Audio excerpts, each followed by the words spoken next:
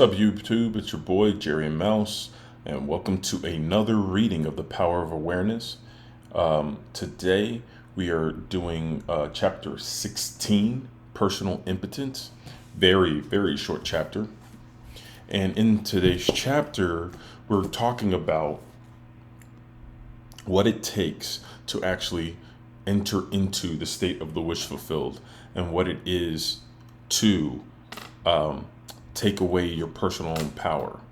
In other words, I of my own self can do nothing, but the Father within me does the work. So what does that mean? What does it mean to identify yourself with the state of the wish fulfilled?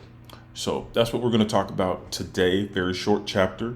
As usual, as you're listening to this, I want you to listen from the state of mind that you already are the person that you want to be. You are listening to this in order to recognize something within you that already exists. Okay? So we'll dive into this right after this reading. Okay? So, The Power of Awareness, Chapter 16, Personal Impotence. Self-surrender is essential, and by that is meant the confession of personal impotence. I can of my own self do nothing. Since creation is finished, it is impossible to force anything into being. The example of magnetism previously given is a good illustration. You cannot make magnetism. It can only be displayed. You cannot make the law of magnetism. If you want to build a magnet, you can do so only by conforming to the law of magnetism. In other words, you surrender yourself or yield to the law. In like manner, when you use the faculty of assumption, you are conforming to a law just as real as the law governing magnetism. You can neither create nor change the law of assumption.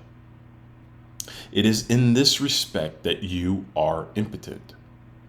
You can only yield or conform, and since all of your experiences are the result of your assumptions, consciously or unconsciously, the value of consciously using the power of assumption surely must be obvious. Willingly identify yourself with that which you most desire, knowing that it will find expression through you.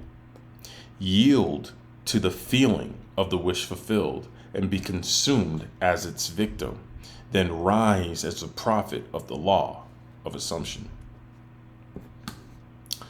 That was chapter 16, Personal Impotence. Very short chapter. This chapter is about you not having any power to bring that thing about. You don't know from your human point of view, and the current state of consciousness that desires the thing, can't know how it's going to come about. What you must do is surrender absolutely to the fact that you already are that person.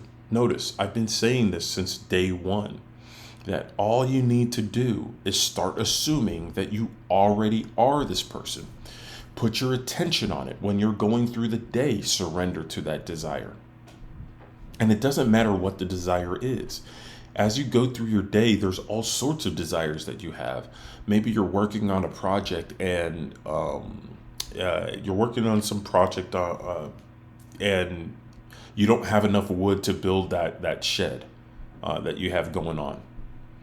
Well, you have a desire? You have a desire to see this thing complete, right? Well, can you drop everything and surrender to that state, knowing that your desire is fulfilled as soon as you accept it?